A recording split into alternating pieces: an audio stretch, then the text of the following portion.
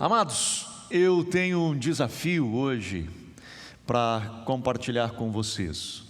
Eu realmente tenho estado diante do Senhor, desejoso de alcançar êxito nessa minha tarefa, de estar compartilhando com você a palavra.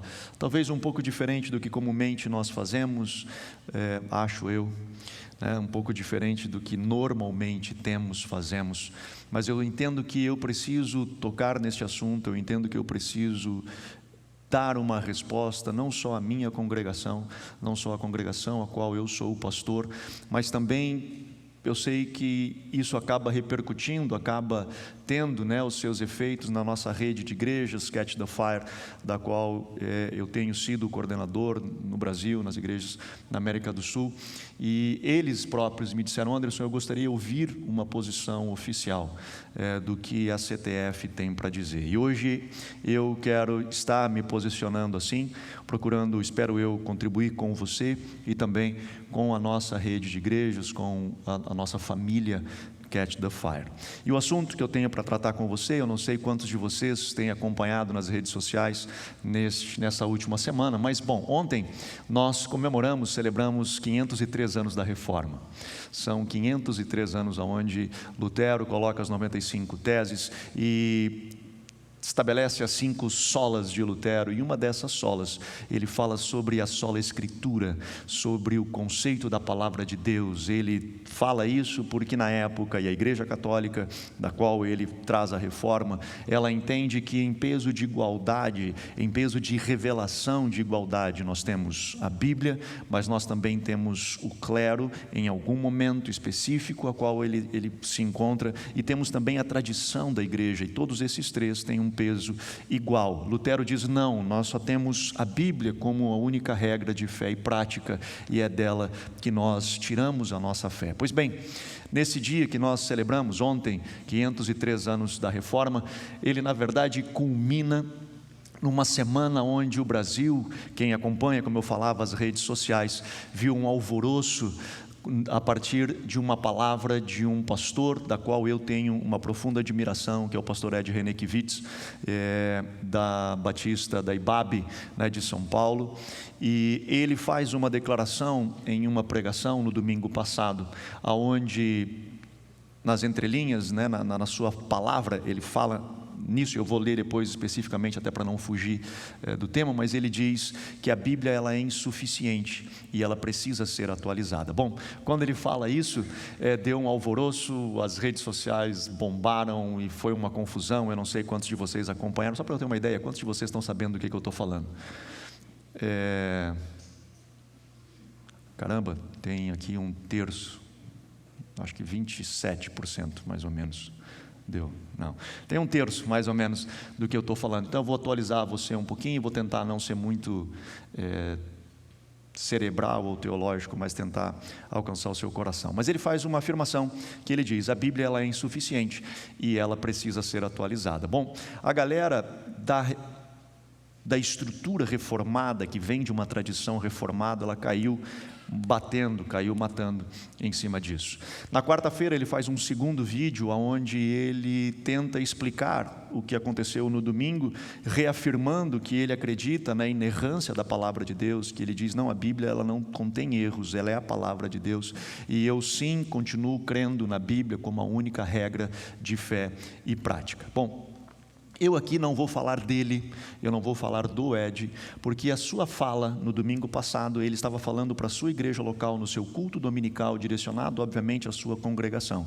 Claro que ele, com as transmissões, com a internet, isso se espalha e toma uma repercussão muito grande, principalmente ele, que é uma figura importante na nação. A sua fala tem uma importância na nação, mas eu não quero lidar com ele especificamente. Eu acho que eu não tenho o direito de falar dele, e a razão pela qual eu não tenho o direito de falar dele, ou de, entre aspas, tentar corrigi-lo ou falar qualquer coisa que eu acredite, porque eu também nunca estive ao lado dele para estender a mão para ele. Por isso agora não posso eu me aproveitar de talvez um momento para tentar criticá-lo. Ele tem a sua igreja, tem o seu presbitério, tem os seus pastores, e eles vão estar cuidando dele, ainda que, de novo, É ele, se ele está certo, se ele não está. Neste momento, nas afirmações dele, eu não quero lidar com isso. Eu preciso que você entenda. O que eu estou falando aqui não tem nada a ver com a pessoa do Ed, mas o que trouxe para a discussão a nível de Brasil, isso eu preciso lidar. Com conceitos que foram trazidos, eu preciso lidar. E tudo que eu vou falar agora, eu não estou dizendo que o Ed fez essa afirmação. Ele fez uma afirmação e depois tentou se defender de que ele não é o que os teólogos reformados têm falado sobre a teologia liberal, ou um teólogo liberal, e eu já vou explicar isso para você. Amém? Então você consegue me entender? Eu não estou falando aqui da pessoa, do indivíduo, mas a sua fala, a sua frase, as palavras que ele utilizou causaram um impacto, e isso me preocupa. E por que me preocupa? Porque eu tenho acompanhado uma galera que chama Coalizão pelo Evangelho já há alguns anos, e essa é uma galera de pastores de várias denominações, de diferentes denominações, que tem buscado manter a essência dessa palavra, e nós firmes nesta palavra. E há um mês atrás, mais ou menos, acredito eu, posso estar errado no dia certo, mas eles lançaram um vídeo, um documentário sobre a teologia liberal. O quão danosa ela é para a igreja, para aquilo que nós acreditamos. E agora, uma semana atrás, vem toda essa discussão sobre o que é a teologia liberal, o quão liberal somos e o que não é. Mas deixa eu ler para você a frase dele, até para eu não cometer nenhum erro, não ser injusto nessa frase. Isso aqui é literal, é transcrito da sua fala. Ele diz assim: é nesse sentido que a Bíblia é insuficiente. A ética bíblica reflete uma estrutura da sociedade daquele tempo, daquele mundo, daquela época. Não dá para pegar um texto que foi escrito há 2000 anos antes e trazer para hoje, aplicando literalmente o que esse texto está dizendo, sem perceber que nas suas linhas a Bíblia é insuficiente. Mas nas suas entrelinhas, na revelação que traz a respeito do Cristo ressurreto, a Bíblia explode, promovendo uma grande revolução no mundo. Então a gente precisa atualizar a Bíblia, porque se eu não atualizo a Bíblia, e se eu leio literalmente e digo, está suficiente a leitura da Escritura literal, eu legitimo a escravidão, que era o texto que ele estava lendo de Filipenses. Bom, de novo, eu não quero entrar no aspecto dele, da pessoa dele, nem da sua justificativa, mas basicamente o que ele estava querendo se explicar neste contexto é o seguinte: não dá para pegar, por exemplo, e aí ele fala nesse segundo vídeo, ele diz, bom, a Bíblia fala de que a mulher na igreja não pode falar, na igreja ela não pode ter fala. Se ela quiser pergunta para o marido em casa, e o marido vai explicar. Bom, nas nossas igrejas hoje, a CTF é uma delas, nós temos mulheres que não só falam, mas pregam e exercem cargo de liderança. Ele diz, tem igrejas que usam véu, porque Paulo instrui na sua carta as mulheres a usarem véu. Mas na nossa igreja, e nós na CTF, igualmente não usamos véu. E aí ele diz, hoje nós precisamos então, e eu vou colocar isso entre aspas, atualizar a Bíblia. O que na verdade ele está querendo dizer é que nós precisamos ver a Bíblia a partir dos olhos de hoje, ou interpretar a Bíblia a partir de uma realidade a qual nós estamos inseridas, entendendo que não dá para desconsiderar que ela foi escrita, obviamente, num contexto de uma época, de uma cultura, com tradição, com costumes que foram escritos na época. Portanto, eu preciso olhar para essa Bíblia, eu preciso olhar para essa Escritura e ter esta compreensão. Qual que é o perigo de tudo isso? O perigo é quando eu começo a desvirtuar o que de fato essa palavra quer dizer.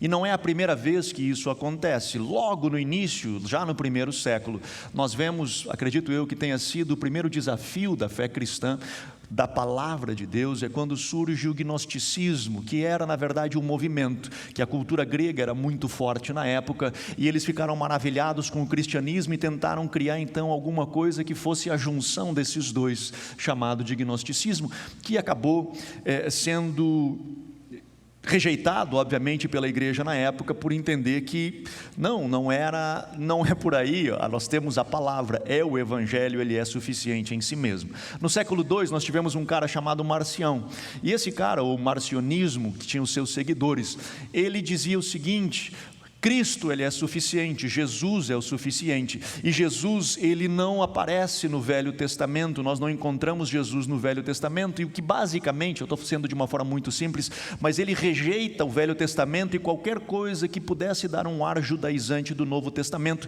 ele retira isso e ele faz então um cânon diferente, tirando todas essas coisas, retirando o Velho Testamento como sendo canônico, como sendo palavra de Deus, e tentando deixar só a essência que era Jesus. Também foi descartado como heresia. Nós vemos um pouco mais para frente Ário, no arianismo, onde ele afirma a fé de Cristo, dizendo que Cristo, ele foi um cara sensacional, ele foi alguém, filho de Deus, mas não era Deus, ele não era a segunda pessoa da Trindade, não tinha como o Deus sobrenatural vir e habitar aqui na terra. Esse conceito de um Deus trino, três pessoas em uma essência, que habita aqui, que está lá e que pousa ainda sobre ele, não dava, era um conceito que Ário não compreendia, e foi um conceito muito forte naquela época, que precisou ser combatido pela igreja, precisou ser estruturado para que hoje nós tivéssemos, como a Bíblia diz, desde então até hoje,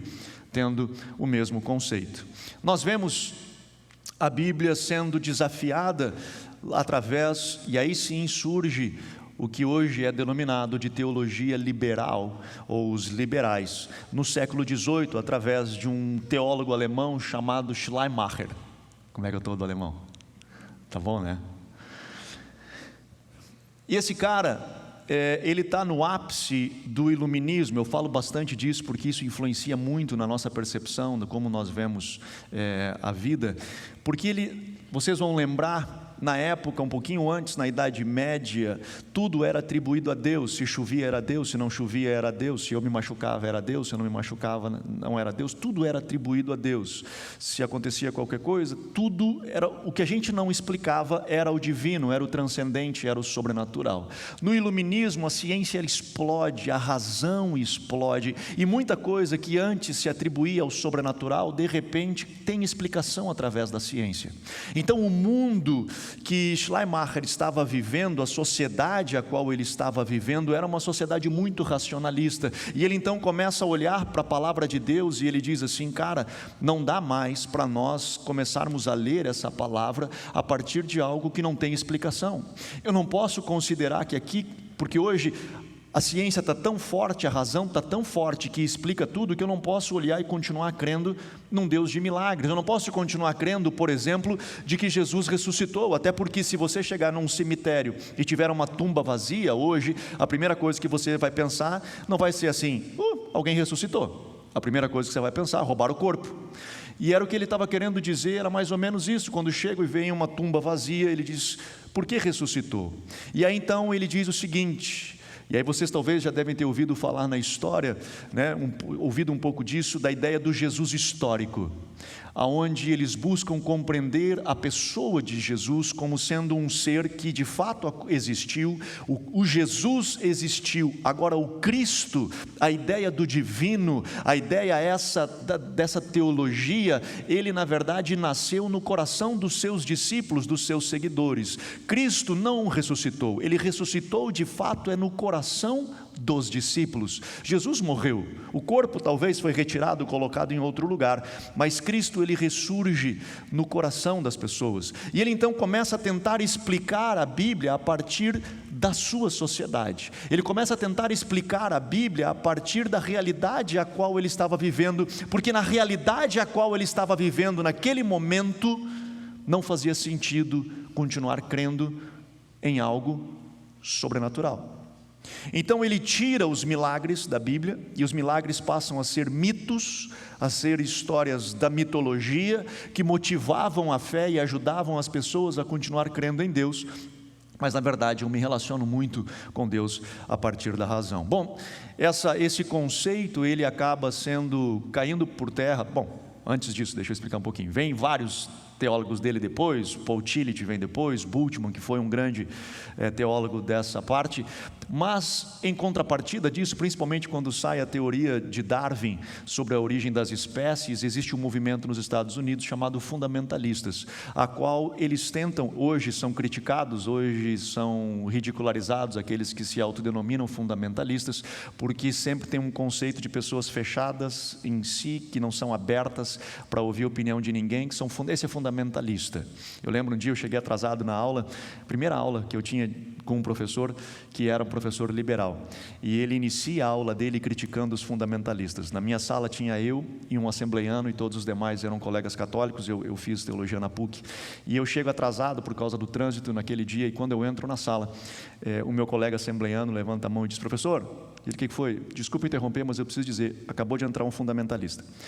E aí, eu sem saber o que estava acontecendo, comecei a ler em roda, todo mundo começou a rir, mas o que ele estava fazendo era batendo de frente em todos aqueles que eram fundamentalistas. Mas o momento fundamentalista, na verdade a razão de ser fundamentalista, é porque eles queriam trazer de volta aos fundamentos da palavra, aquilo que a Bíblia dizia, aquilo que a teologia liberal tentou desvirtuar, eles estavam tentando resgatar e trazer de volta, para nós vermos através da palavra de Deus.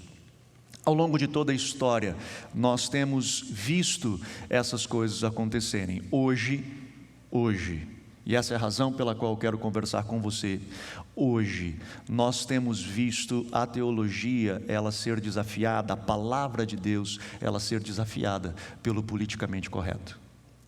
Hoje nós vemos o politicamente correto estando aí, e nós precisando ter que dar uma resposta a ela, temos que dar uma resposta ao politicamente correto.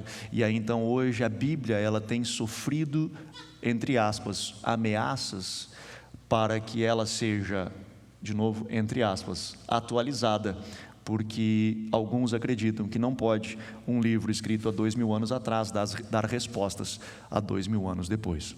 Deixa eu tentar lhe explicar dessa forma. Imagina que isso aqui é uma pessoa, e aqui tem uma outra pessoa, e aqui tem uma rua no meio, e eu estou vindo com o meu carro, e eu sofro um acidente. Para tudo, sai todo mundo e tal, o povo se reúne, começa a conversar, todo mundo junto, fica pertinho e tal, chega a polícia para tentar entender o que está acontecendo e tentar, como é que foi o acidente, o que aconteceu. Ela chega e pergunta para esse camarada aqui, e diz: rapaz, eu fiquei sabendo que você é uma testemunha ocular do acidente, me conta como é que foi esse acidente. Aí esse camarada que está aqui, ele vai dizer assim: eu vi tudo, deixa comigo que eu vi tudo. O carro veio a toda pela direita, e ele veio e bateu e sofreu o acidente, e o guarda nota, e veio o condutor pela direita em alta velocidade e bateu. Beleza. Me falaram que tu também ouviu o negócio. Ouvi, também vi tudo, deixa comigo que eu estou sabendo, eu vi tudo. Então me conta como é que foi. Deixa eu te explicar. O cara veio da esquerda, e ele veio a toda, e ele bateu e destruiu tudo. Aí o guarda fica: alguém está mentindo, porque um diz que ele veio da direita e o outro diz que ele veio da esquerda. Não pode. Quem é que está com a verdade? Aonde está a verdade nisso tudo? Alguém necessariamente tem que estar mentindo, e na verdade nenhum dos dois está mentindo. A grande pergunta é: aonde você estava para dizer que este veio da direita ou este veio da esquerda? Portanto, a percepção que esse camarada aqui está tendo do que aconteceu é do seu ponto de vista, é da onde ele está olhando, é da onde ele está vendo, é o que ele está olhando. A percepção que esse camarada tem daquilo que está acontecendo também é uma percepção do seu ponto de vista. Tudo é a partir de onde você está olhando. E isso tudo que nós estamos enfrentando hoje, de fato, é uma questão de interpretação, de hermenêutica, de eu conseguir interpretar o texto, daquilo que o texto está falando a partir de nós. E eu quero conversar com você hoje sobre duas coisas que para mim são desafiadoras e que nós precisamos atentar. A primeira delas, que nós precisamos estar atentos, é para onde, qual é a origem que nós estamos olhando. Deixa eu lhe dar um exemplo. É como nós falamos aqui durante a pandemia sobre escatologia. Hoje existem 3 grandes escolas de escatologia. Em cada uma delas nós temos grandes teólogos, homens inteligentíssimos que dizem: isto é a verdade. O outro diz: esta é a verdade. E o outro diz: esta é a verdade. Uma delas é a escatologia histórica. E ele acredita, essa escatologia, ela acredita que as profecias bíblicas, as profecias escatológicas, as profecias do final dos tempos, elas se cumprem ao longo da história.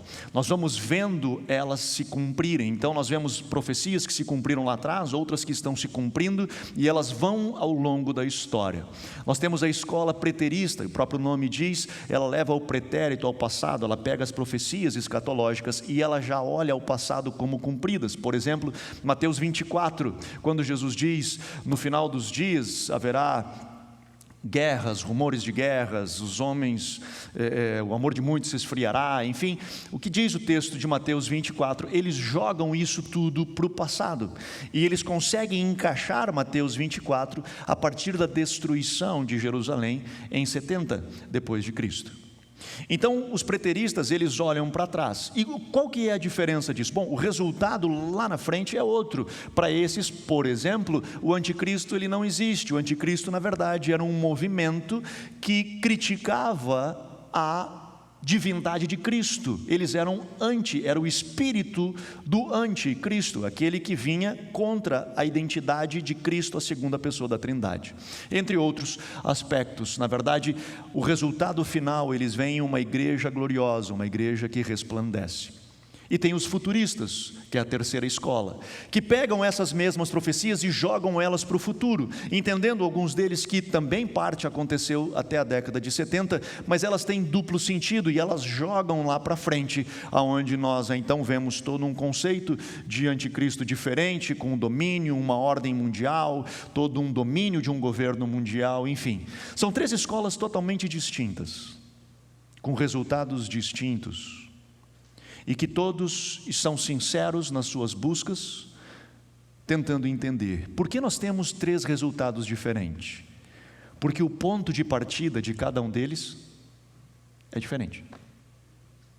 Se eu abordo as profecias, olhando elas como já cumpridas, eu vou ter um resultado final. Se eu jogo as profecias para o futuro, eu vou ter um outro resultado. Hoje, nesse conceito de realidade que nós estamos vivendo, nesse conceito de tentar trazer a realidade da Bíblia para o dia de hoje, você tem 2 formas de fazer isso. Uma delas é você olhar aquele que está em dificuldade, aquele que está com um problema aqui, e tentar ler a Bíblia a partir dele, ou você começa a ler aquele que está em dificuldade a partir da Bíblia. A Igreja Católica, ela tem um movimento da teologia da libertação, que é um movimento que busca alcançar o pobre. Alguns acusam de uma teologia mais marxista, que tem a sua versão na Igreja Protestante, no movimento da missão integral, da qual o próprio Ed René faz parte. Alguns criticam, dizem que é uma teologia marxista, que ela sempre está voltada ao pobre, voltada ao pobre, voltada ao pobre. Mas são a versão católica e a versão protestante de um viés teológico em busca de alcançar aquele que está necessitado, aquele das minorias. Uma vez perguntado, e eu assisti essa entrevista, quando perguntaram ao próprio Ed René, dizendo assim: qual é a diferença entre a teologia da libertação e a da missão integral? A resposta dele foi a seguinte: enquanto a teologia da libertação lê a Bíblia a partir do pobre, nós lemos o pobre a partir da Bíblia. Note que é um ponto de início de hermenêutica, é um ponto de interpretação, é por onde eu estou olhando, é aonde eu inicio o meu ponto para trazer a resposta ao que eu quero. Deixa eu tentar ser um pouco mais específico. De repente hoje nós vemos aqui uma realidade E essa foi uma das coisas que ele coloca na sua pregação, que nós precisamos, entre aspas, atualizar a Bíblia, porque nós temos que dar respostas às questões de gênero hoje. E eu tenho vivido isso no meu gabinete, de pessoas sinceras, de pessoas que têm dificuldade com a questão do homossexualismo, que têm lutado com isso, e muitos deles com lágrimas nos olhos, dizendo assim, e eu sei da sinceridade do seu coração: pastor, eu tenho lutado contra isso, mas eu não consigo ficar livre. Bom, eu estou com um problema atual, moderno, moderníssimo. O que eu faço? Eu tenho duas escolhas. Como eu pego esse cara que está tendo essa dificuldade, que não está conseguindo ficar livre disso, e eu olho para a Bíblia e vejo a Bíblia em alguns textos que condenam esse cara, então eu tenho duas opções.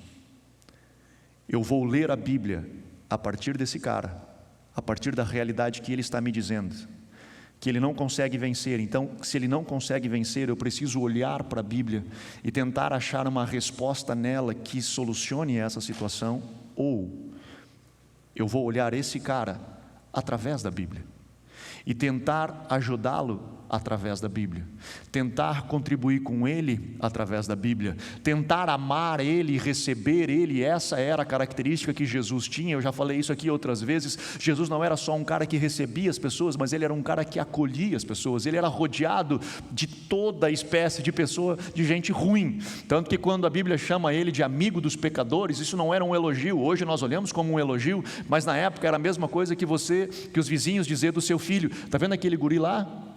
Ele é amigo do traficante. Está vendo aquele guri lá? Ele é amigo do ladrão aquele. Está vendo aquele guri lá? Só anda com prostituta.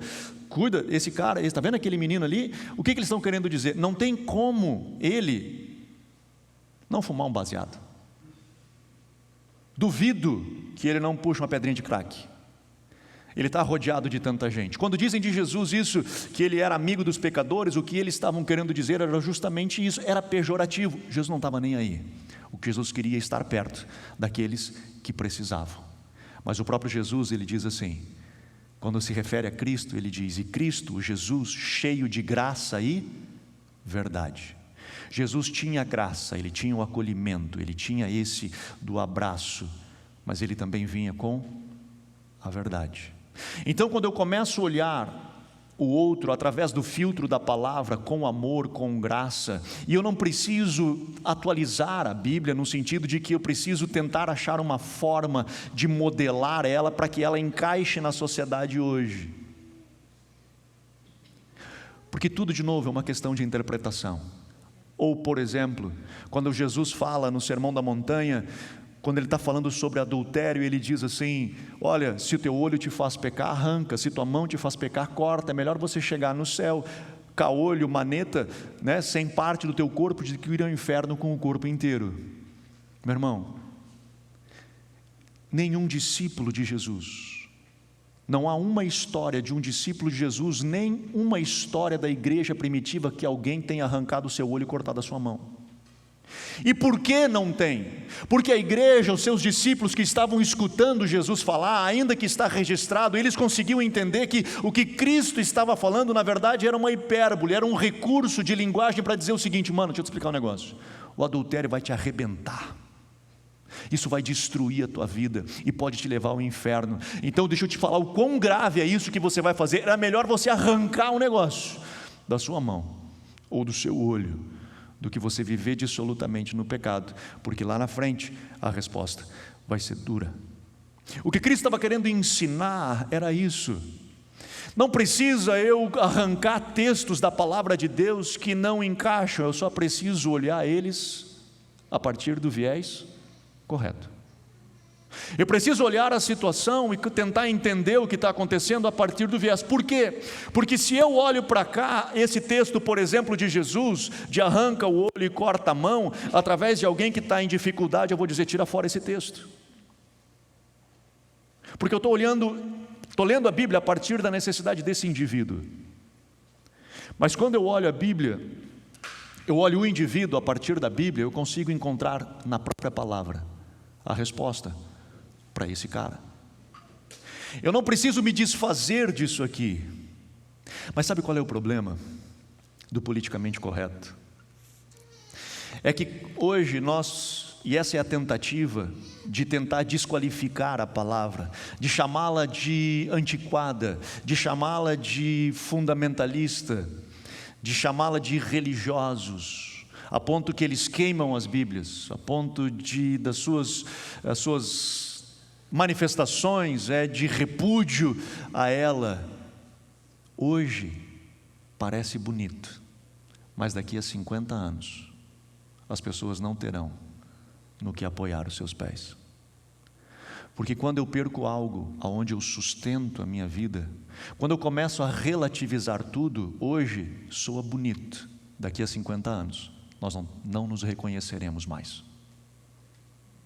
Essa palavra perdurou por 2000 anos, sendo sim lida a partir do seu conceito, sendo sim interpretada a partir da realidade a qual nós estamos vivendo, sim, cada vez mais tendo luz sobre nós e conseguimos entendê-la melhor, mas ela tem sido desafiada ao longo do primeiro século, do segundo século, do terceiro século, do quinto século, do século XVIII, e tem sido desafiada no século XX, século XXI, ela tem sido desafiada, ela tem perdurado, porque tem pessoas que têm entendido a importância desse texto.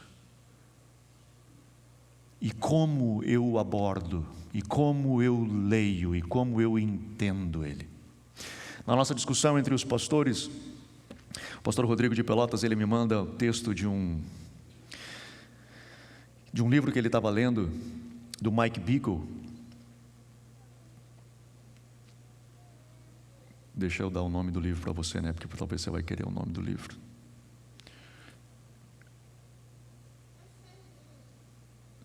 Chama 7 compromissos para o crescimento espiritual. E nesse livro ele diz o seguinte, em um parágrafo, me permita ler para você. Uma crise crescente emerge em muitas igrejas. Uma nova onda de confusão, embora sutil, tem seduzido sistematicamente muitos jovens ao engano. Jovens sinceros, cujos corações já foram incendiados por Jesus, estão sendo atraídos a fazer concessões em relação à verdade e às práticas bíblicas fundamentais. O verdadeiro perigo desse novo tipo, entre aspas, de cristianismo, é encoberto por obras de compaixão e justiça. E agora são palavras minhas, que soa bonito, Estou envolvido em compaixão e justiça, nas quais seus seguidores se envolvem. No entanto, eles não reconhecem que nenhuma atividade ministerial pode equilibrar as profundas concessões espirituais e bíblicas que eles têm abraçado. Sim, eles têm feito cada vez mais em nome da justiça e da compaixão, mas cada vez menos em nome de Jesus. Em nome da tolerância, e essa é uma palavra que nós temos ouvido bastante, em nome da tolerância se acomodam com uma teologia humanista e politicamente correta, que torna a glória de Jesus em algo trivial. Esse cara conseguiu resumir num parágrafo tudo que a gente falou. Brinquei hoje de manhã ainda, eu devia ter lido esse parágrafo no início e mandado a gente para casa, porque já dizia tudo que a gente precisava falar. Mas ele consegue expressar em um parágrafo justamente isso. Hoje nós vemos pessoas sinceras, apaixonadas por Jesus, abraçando essa ideia do politicamente correto, essa hermenêutica das minorias, essa ideia de eu começar a ler o mundo a partir da realidade a qual nós estamos vivendo. E hoje nós temos então questões de gênero, nós vemos questões de aborto, nós vemos questões de pedofilia, nós vemos tantas questões que estão sendo colocadas em discussão, e quando se tenta pegar a Bíblia para falar alguma coisa, ele diz, não, esse é um livro antigo, esse é um livro retrógrado, esse é um livro dos religiosos, dos fundamentalistas, e tem uma tendência a rejeitá-lo, ou tem uma tendência a arrancar parte deles para poder explicar determinadas coisas, sendo que eu consigo explicar o que for, se eu pegar aquilo que eu quero explicar e passar por esse filtro, e eu olhar a partir da minha hermenêutica ser da Bíblia em direção à situação, e não o contrário. Você está me entendendo? Amém? Viu? Estão bastante emocionados. Fiquem...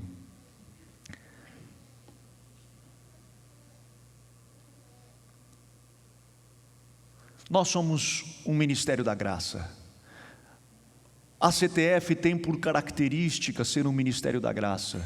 Nós somos uma igreja que busca tentar ver o Evangelho a partir dos olhos da graça de Cristo, porque Paulo justamente diz em Gálatas, batendo forte contra a religião, forte contra a religiosidade, forte contra aqueles que eram radicais religiosos, fariseus, hipócritas. Ele bate forte, porque é o Evangelho da graça. Mas o Evangelho da graça não nega a verdade. O Evangelho da graça não faz concessões à verdade para acomodar a verdade a uma situação do mundo atual. Porque este mundo, de novo eu digo, daqui a alguns anos, ele vai mudar. E lá na frente, se nós começarmos a abrir concessões, sem de novo, que eu quero que você me entenda, não é que eu vou ficar pensando como há 2000 anos atrás, mas eu preciso olhar este texto a partir de uma realidade de hoje. Se eu começar a fazer concessões, daqui a 50 anos, nós não nos conhecemos mais. Nós não reconhecemos mais. Nós não temos mais princípios, não temos mais valores. Nós somos uma sociedade despedaçada, uma sociedade destruída. Este é o primeiro dificuldade que nós temos enfrentado hoje. Que hermenêutica nós temos usado? Como nós temos lidado com o Evangelho? Segunda situação que eu tenho visto, que eu quero lidar com vocês hoje, essa é mais curtinha. Mas talvez você já deva ter ouvido falar sobre, as duas são questões de hermenêutica, de interpretação. Que nós precisamos ler a Bíblia a partir da Cristo como chave hermenêutica. Cristo é o centro do Evangelho, Cristo é o Evangelho. Você tem escutado expressões tipo, precisamos colocar a Bíblia no lugar dela, nós precisamos colocar Cristo no lugar dele e as cartas de Paulo no lugar dela, nós precisamos começar a colocar as coisas no devido lugar. E por que se falam isso? Basicamente o que eles dizem é o seguinte, que este Evangelho, o Evangelho de Cristo, Cristo é a palavra, Ele era o verbo, Ele estava com Deus, Ele era Deus e Ele encarnou. Meu irmão, eu Anderson, particularmente acredito que Cristo é a expressão perfeita da perfeita teologia. Cristo, Ele é o próprio verbo. Ele, Jesus, nele habitava a perfeição da teologia. Ele era o próprio verbo, Ele era a palavra. Então em cima disto eles pegam isso e dizem, eu preciso interpretar todo o resto a partir de Cristo. Portanto, se Cristo disse algo e Paulo disse diferente, descarta Paulo, tira fora Paulo e fica só com o Evangelho. O que eles estão querendo dizer basicamente é que todo o resto da Bíblia precisa ser lido a partir dos 4 Evangelhos. Então nós temos os 4 Evangelhos e eu leio o resto da Bíblia a partir dos 4 Evangelhos. O que as pessoas que assim afirmam esquecem, que Cristo, Ele próprio, não escreveu nada. Que os Evangelhos que estão escritos aqui foram escritos por pessoas. Mateus, Marcos, Lucas, João, eram pessoas. Cristo, Ele escreve uma vez só e na areia. E alguém deve ter chutado e apagado. Lembra? João 8, quando ele escreve na areia do episódio da mulher adúltera, que, a propósito, alguns manuscritos, esse texto nem aparece. Ou seja, muitos acreditam que ele nem seja canônico, não deveria de estar de fato na Bíblia, foi acrescentado posteriormente. O que se assemelha a algumas experiências de Cristo, mas alguns não acreditam que ele possa estar, tanto que algumas Bíblias novas hoje nem vêm com esse texto. O fato é que Cristo não escreve nada. E as histórias de Jesus, as palavras de Jesus, o que Jesus disse, para eu afirmar que Ele disse, foi escrito por alguém que ouviu, e que escreveu, que registrou isso. Então eu preciso crer que Deus, na sua soberania, para deixar-nos um livro, a palavra de Deus, Ele guardou tanto a Mateus, quanto a Marcos, quanto a Lucas, quanto a João, os inspirou e os guardou para que eles registrassem a história de Cristo e ficasse gravado nos evangelhos a veracidade da palavra, assim como eu preciso acreditar que Ele fez com Paulo, que Ele fez com Pedro, que Ele fez com Moisés, que Ele fez com Isaías, que Ele fez com Jeremias, que Ele fez com Daniel e com todos os demais autores da palavra de Deus, mais ou menos 40. Que Deus guardou. Meu irmão, nós não somos, que eles nos acusam de, nós não somos seguidores de um livro, nós somos seguidores de um Deus. É verdade, nós somos seguidores de um Deus que nos deixou um livro. Porque se eu digo assim, eu não sou seguidor de um livro, eu sou seguidor de Deus, eu jogo tudo para uma subjetividade. E tudo então passa a ser subjetivo, passa a ser qualquer coisa subjetiva que eu queira ou que eu não queira, e aí então eu começo a viver o que eu preguei esses dias, sobre paternidade ou paternalismo, que eu customizo a religião à minha realidade. O meu Deus é um Deus customizado para mim, Ele é um Deus que Ele me serve, Ele é um Deus que Ele se encaixa, que Ele me entende. Eu não mais leio a Bíblia, ou melhor, eu não mais permito que a Bíblia me leia, passo eu a ler a Bíblia, passo eu a dizer para a Bíblia o que é bom, o que não é bom, e esse é o grande problema. Eu quero encerrar lendo um texto da palavra. Normalmente eu inicio a minha pregação lendo um texto, hoje eu quero encerrar lendo um texto. Eu quero que você abra sua Bíblia comigo em 2 Timóteo, no capítulo 3.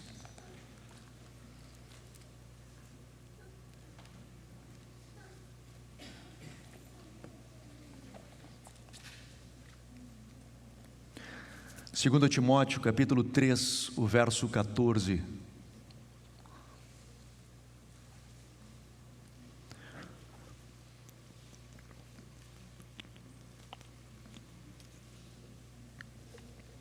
Paulo escrevendo a Timóteo, ele diz assim: quanto a você, permaneça naquilo que aprendeu e em que acredita firmemente, sabendo de quem você o aprendeu e que desde a infância você conhece as sagradas letras que podem torná-lo sábio para a salvação pela fé em Cristo Jesus.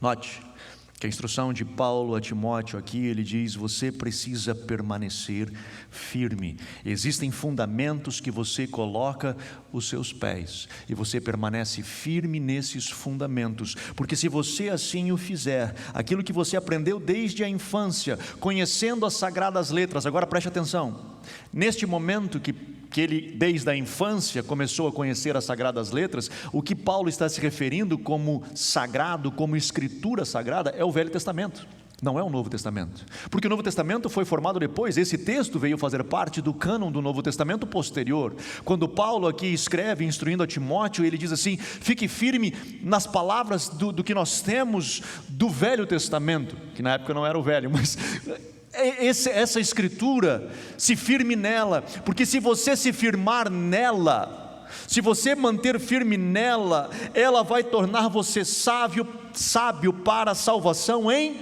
Cristo Jesus. Mas meu irmão, Cristo Jesus não havia vindo no Velho Testamento.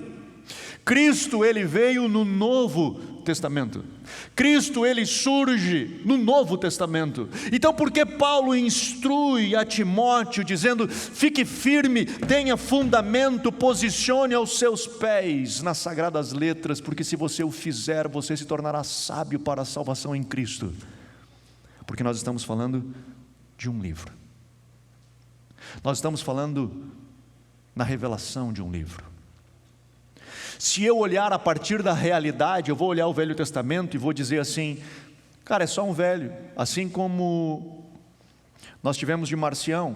Não, tira fora, só fica com o Evangelho, só fica com o que fala de Jesus, tira fora o que é judaizante, porque a realidade do mundo hoje não é mais essa. Antes tinha a religião judaica que era forte, hoje não mais, tira fora. É uma interpretação, eu estou olhando para uma realidade.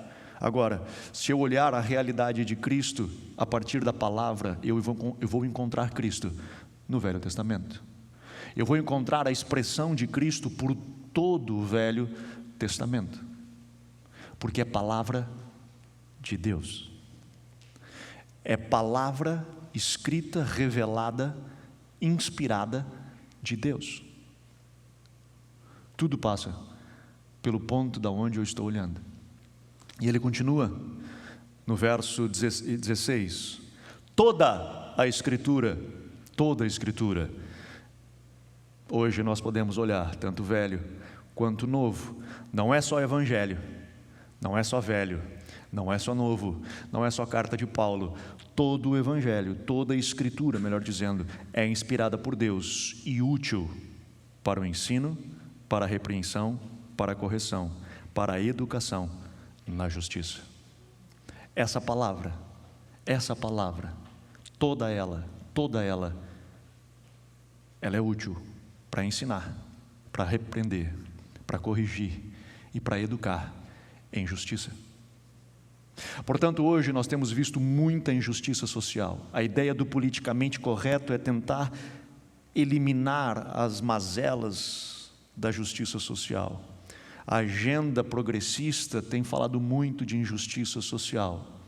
A palavra é a resposta para corrigir, para educar, para ensinar em toda justiça. E ele segue, a fim de que o servo de Deus seja perfeito e perfeitamente habilitado para toda boa obra. Meu irmão, meu desejo nessa noite, nessas palavras, é tentar fazer com que nós, enquanto igreja, possamos nos posicionar no lugar certo. Muitos ventos de doutrina, muitos abalos têm vindo contra a fé cristã. Não estou dizendo para nós sermos retrógrados, não estou dizendo para nós sermos fechados, não estou dizendo para nós sermos religiosos. O que eu estou dizendo é que nós precisamos ler o mundo a partir das Escrituras e não ler as Escrituras a partir da sociedade a qual nós estamos vivendo. Amém? Vamos ficar de pé.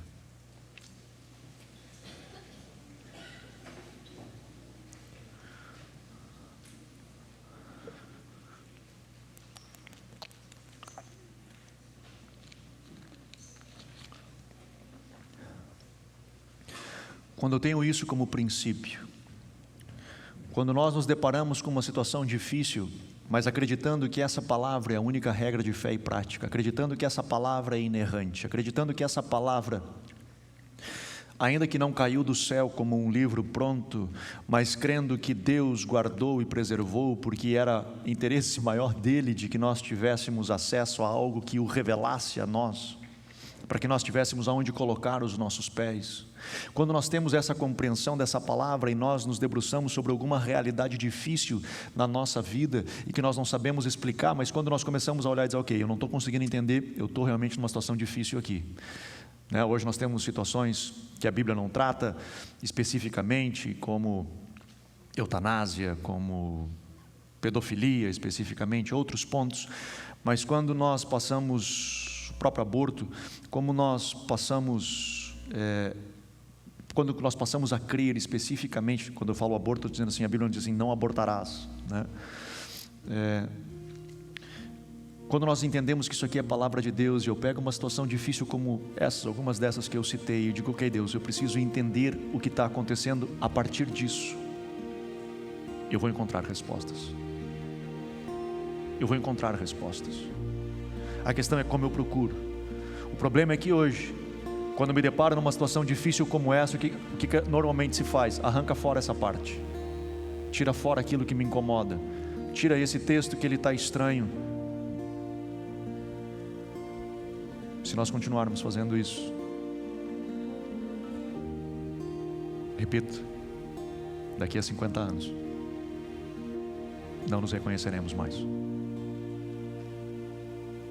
Nós precisamos nos firmar na palavra e pedir ao Espírito Santo que nos ilumine, pedir ao Espírito Santo que se revele a nós através da sua palavra, e que se tiver alguma conduta moral que precisa ser mudada, que nós venhamos a ser mudados e transformados, permitir que a palavra nos lave, permitir que a palavra nos ministre, permitir que a palavra fale conosco, em nome de Jesus. Feche teus olhos. Aleluia.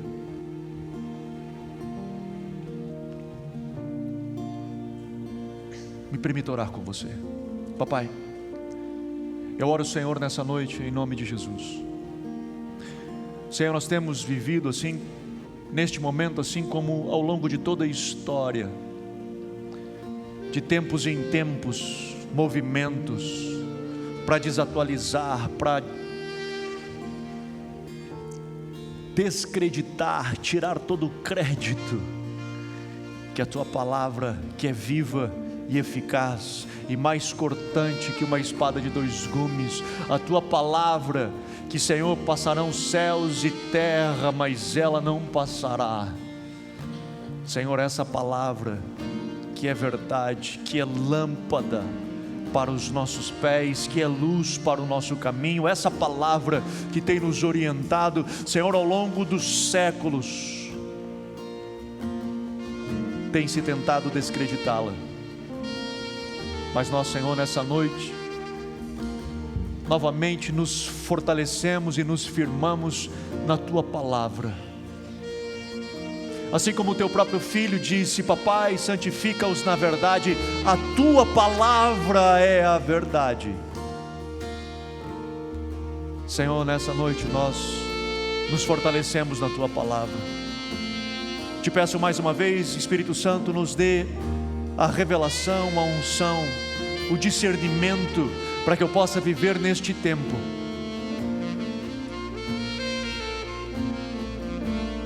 firmado em Ti, vivendo em Ti e para Ti, em nome de Jesus, em nome de Jesus. Aleluia, aleluia.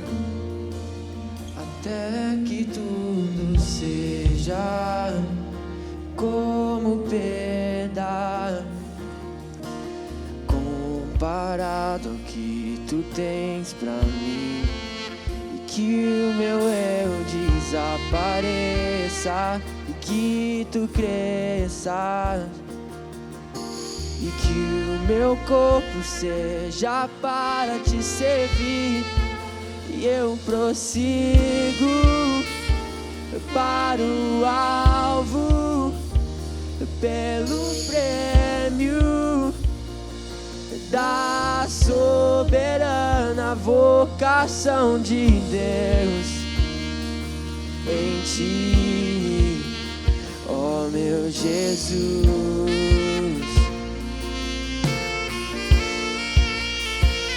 E eu prossigo para o alvo, pelo prêmio da soberana vocação de Deus em Ti, ó meu Jesus.